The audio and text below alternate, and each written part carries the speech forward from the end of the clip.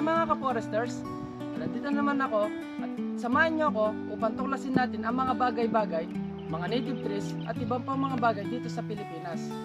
Ito ang puno ng banaba na may napakagandang mga bulaklak dito.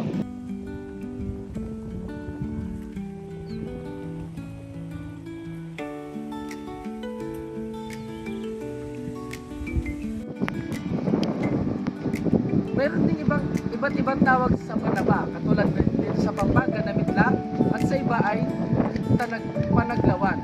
No? And internationally, tinatawag itong queen's flower o crepe myrtle.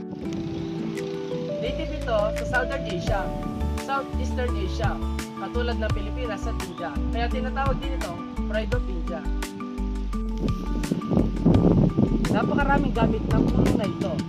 Una, yung bulaklak nito ay ginagamit at pwede din itong kainin na hinahalo sa mga soup, sa mga dessert, maging sa mga inumin. At syempre, hindi nawawala ang mga dahon na ito na ginagawa din mga tsaa. Especially, ito yung nagmamanage ng mga diabetes at nagpapababa ng mga blood pressure. Ang kahoy naman na yung banaba na ito ay meron din fire resistant at natural durability na kumukontra sa mga anay.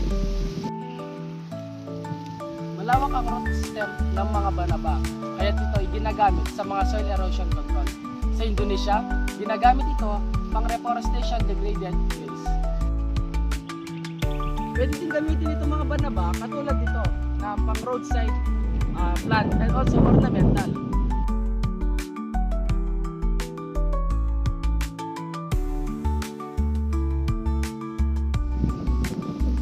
Pwede nyo propagate din ang mga banaba via cuttings, root suckers, at seeds.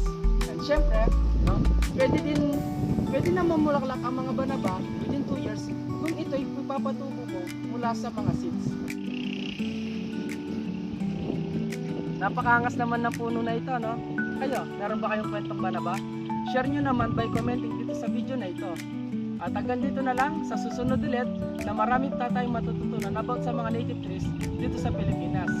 Kaya hanggang dito na lang. See you again sa next vlog. Bye-bye!